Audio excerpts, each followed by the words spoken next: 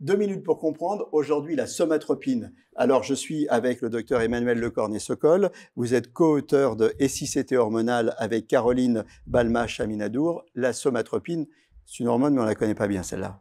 La somatropine, elle est plutôt connue sous le nom d'hormone de croissance.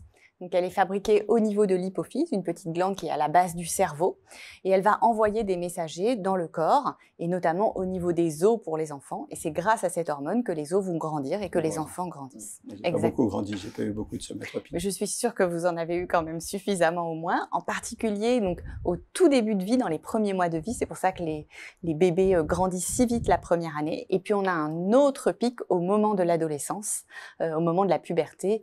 Vous avez, je suis sûre, autour de vous des ados qui ont pris 30 ou 40 cm en quelques mois. C'est grâce à leur hormone de croissance. On part en vacances et puis on retrouve les copains, ils sont... Voilà, c'est ça.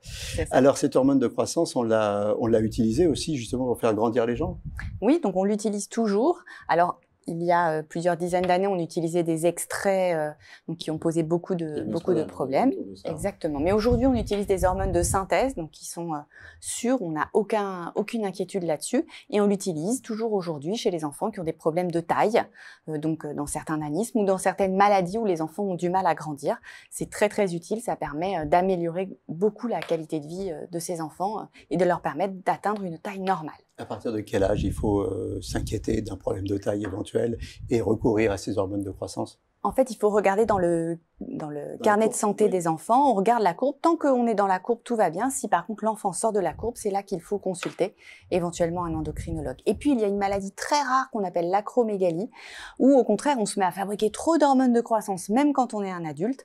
Les doigts grandissent, la mâchoire grandit, les pieds grandissent. On a des sueurs, des douleurs articulaires et il faut savoir y penser et en parler à son médecin. Voilà, là, il faut consulter avant que tout ait vraiment grandi. Merci. Nos émissions vous plaisent, alors aidez-nous à faire grandir la chaîne pour parler santé au plus grand nombre. Partagez, likez, abonnez-vous.